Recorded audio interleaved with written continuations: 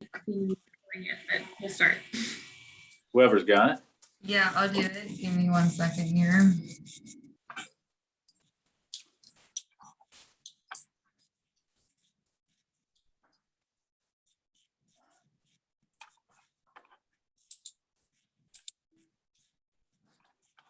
All right. Well, I'll get us going. See some names I recognize and some I don't. So I'll introduce myself. I'm Charles Rapp. I'm the Director of Planning for Albemarle County. And we are here today to do a pre-proposal conference on our RFP for our comprehensive plan update. It was posted, I believe, last week, and we got about a 45-day cycle, and then submissions will be due. We have the project team, the internal project team here. Rachel Falkenstein, she's our planning manager for long-range planning. She'll be providing oversight on the project.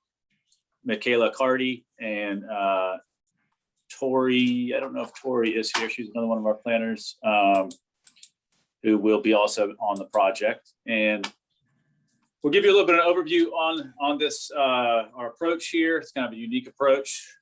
As is true with most things in Albemarle County. Talk about our time frame, some of the submission process, and then we'll open up for questions, and hopefully everybody can have a good understanding of the project and what is expected in this proposal.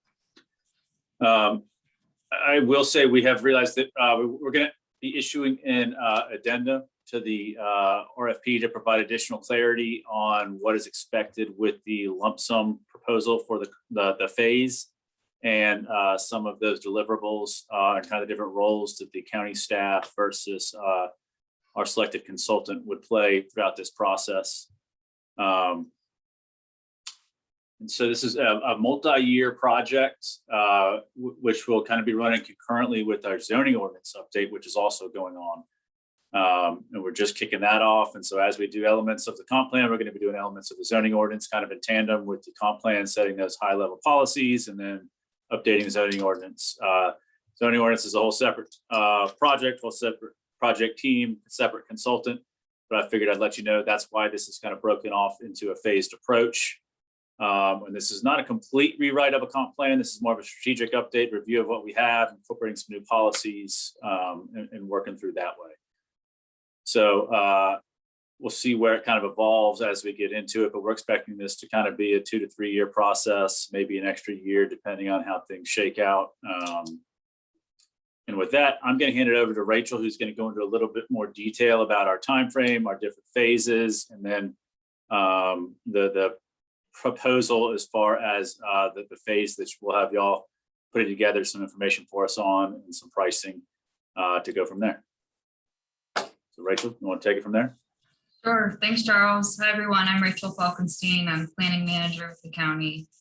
As Charles said, we wanted to start off by providing a bit more information because we realized our RFP was kind of vague, and we noticed that error in asking for a phase 1 detailed lump sum. We're actually looking for phase 2. So I'm going to talk about that a little bit more, and then we'll answer any questions y'all have. So to start off, we just wanted to share our overall kind of final phasing plan. We just had this adopted, or I guess not adopted, but endorsed, I'll say, by our board of supervisors last month. And then we actually talked to them yesterday about our engagement plan and got their kind of final endorsement of that. So our phasing plan will break the project into 4 phases, about a 2.5 to 3 year process. This is our kind of estimate of how the quickest we could do it. The board wants it quickly, so we're going to do the best we can, but obviously delays happen, so we'll anticipate that might grow our timeline. But our first phase we've actually started with already, and we're working with a consultant we already have on call to do some demographic studies, so we don't need support for the first phase really for this RFP. We're looking for support for phases 2, 3, and 4. So phase 1, we're looking at growth management. We're delving into a little bit of history of growth in the county, checking in on our growth management policy, see how it's working, or if we want to make any adjustments.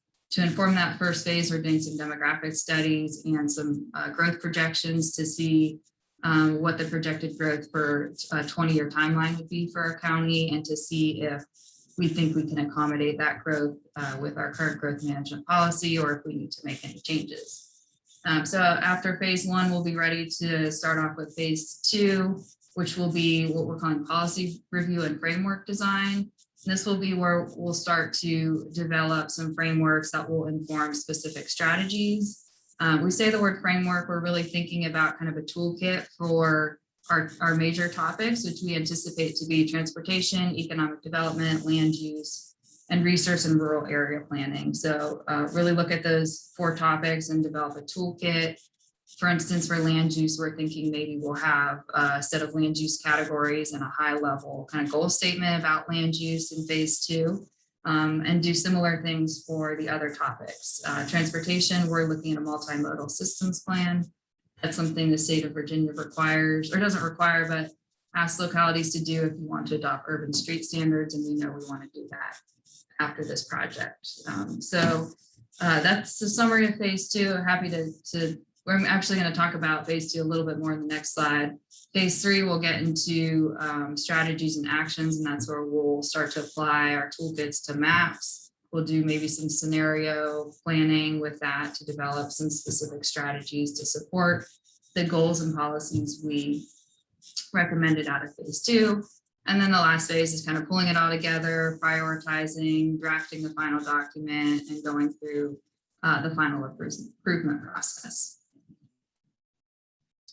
So that would be helpful to provide some deliverables we're expecting out of phase 2. One thing I should say is that we are planning to scope each project kind of before each phase, before we get into the phase. So we've scoped phase 1. We know we need to start scoping phase 2 before we get there, but we're kind of doing it to see if we can be as responsive as possible as the project evolves. So we are starting to think about what deliverables will be expected in phase 2 that we would want consultant support on. And this slide provides a summary of those. And existing conditions maps will be something we'll need in phase 2 to support those toolkits to see what's out there now. We're anticipating a background report with each phase. The phase 1 background report will look at growth management and demographics. We're anticipating the phase 2 background report will be a summary of those existing conditions. And we looked at examples of other localities. The city of Seattle is one that has done a good background report with their comp plan update. We really like that. We hope that that can be kind of a parallel document to our comp plan so that we don't have to have as much content and history and existing conditions information in the comp plan, final comp plan document itself. We really want a more streamlined document than the one we have now. I already mentioned the framework. We're looking at kind of like a toolkit or menu of options for each of these topics as a deliverable for phase 2, and we anticipate and hope that we can collaborate with a consultant to help develop those, and then along with those frameworks, recommended policy statements or goals for each topic.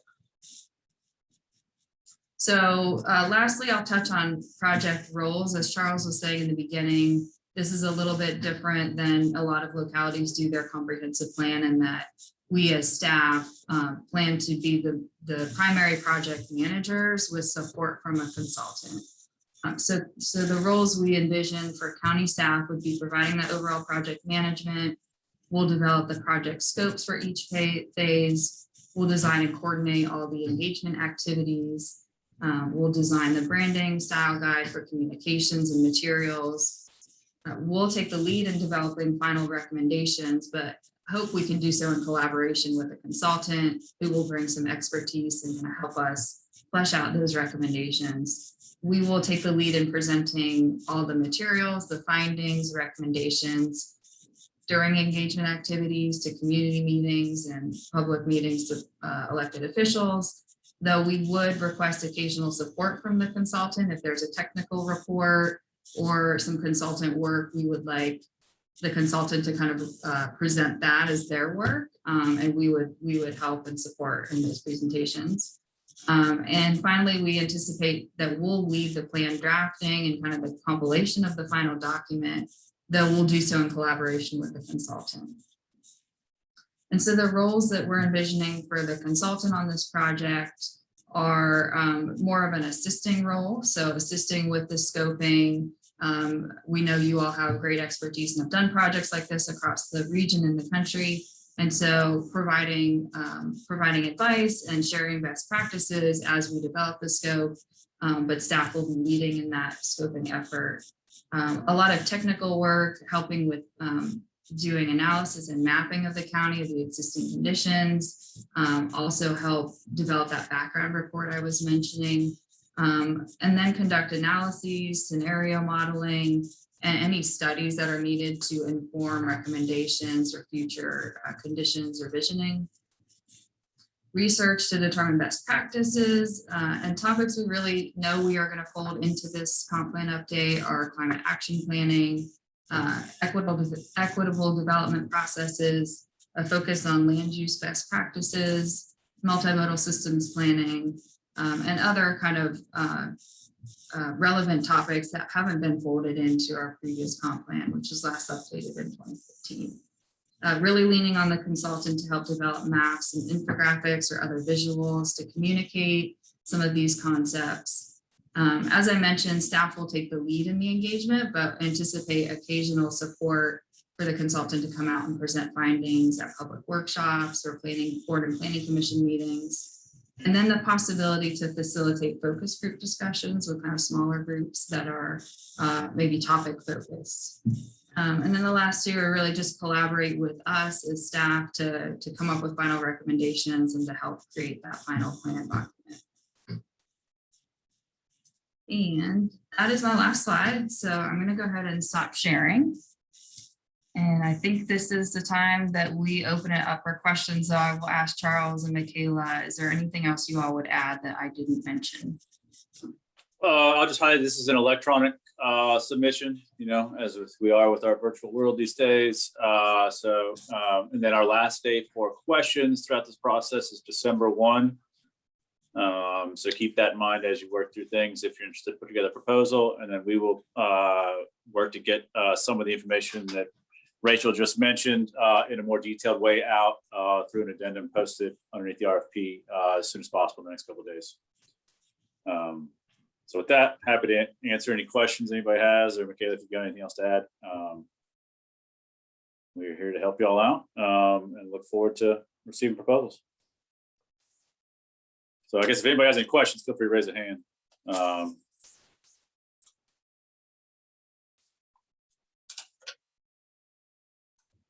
And if not, it's crystal clear. Oh, Bill?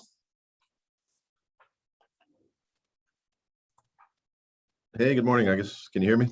Yep, sure can. Right. Yeah, I'm curious. Who did you all select previously for the phase that's going on now? We are working with Kimley Horn. They're one of our on-call consultants that we already had established. And they have a kind of a whole specialization team that deals with some capacity analysis with some of their projects. But we knew we wanted to, when we got into the actual kind of the meat of this comp plan, we wanted to throw it back out there. We really expect to kind of explore some new ideas and really kind of get into some land use discussions, which should be interesting as we evolve here in the county and into more urban forms, more development areas. So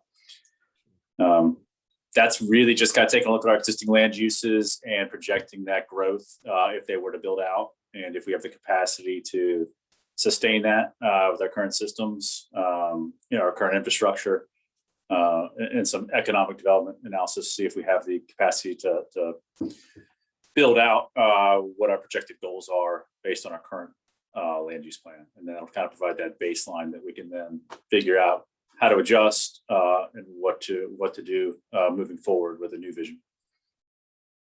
Okay. All right. Well, thank you. Sure. Mike, so you got your hand up.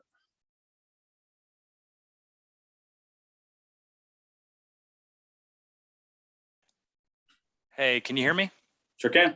Okay, thanks. I'm just wondering if you could elaborate any on the phase 2 deliverable for the multimodal transportation plan.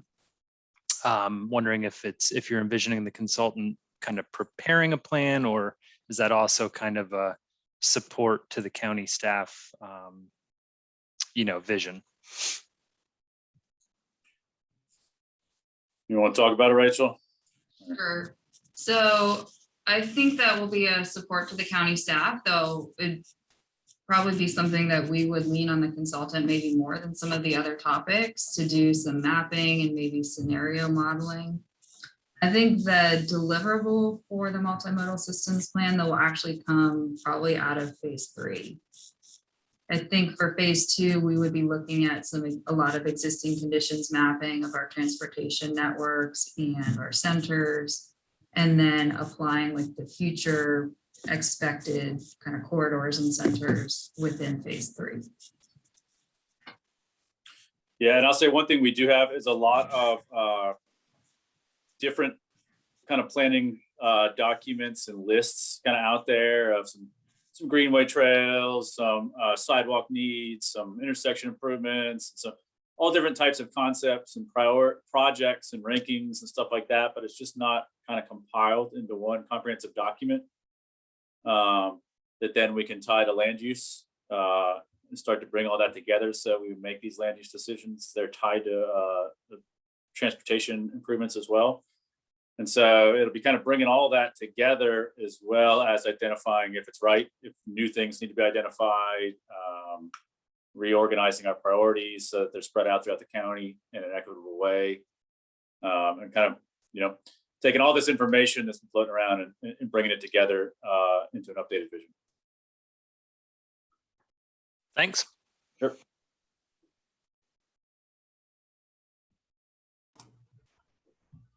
Todd? Sure, thank you. You mentioned in your presentation, Rachel, that the county would take care of designing and coordinating community or public engagement activities. Is that something that there's no involvement for on the consultant part, or some involvement, or a high level of involvement? And as a follow-up, during which phases do you expect public engagement? I'll start and then ask Michaela if she has anything to add. I would say some involvement. The county will be scoping and designing it, though we are always open to trying new things for engagement to try and hear new voices or bring new people into the process. So we'll definitely look to the consultant to make suggestions from things that you've tried in other places that have worked well for you, but then we'll make the kind of final engagement plan and look to you all to come out once in a while. We do a lot of engagement at the county, and it's very time intensive. So we wouldn't expect you to come to every event, but maybe some selected events where we'd ask you to come out and present or help facilitate a focus group on a specific topic. But for the most part, we'll be taking the lead on that with your assistance. Anything to add, Michaela? No, well, a small thing. I will just add that on the addendum that we put together, we'll scope a number of meetings that we anticipate at this point meeting, and then refine that, but it's still very much a support role for engagement.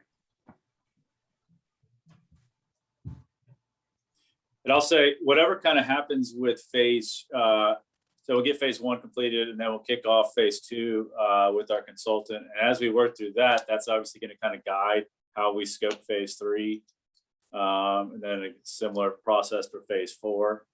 And that's how our boards asked us to kind of approach this, so that there's the ability to adapt throughout the process and adjust as things start to come to fruition and we learn things about the community and the desires here. So that's why it's kind of like that. So we don't exactly know what's going to happen fully in phase 3, which is why we're hoping to kind of establish a hourly rate system with phase 2, that then we can just build on that established hourly rate for future phases for phase 3, phase 4, et cetera. Great, thank you. Sure. Any other questions?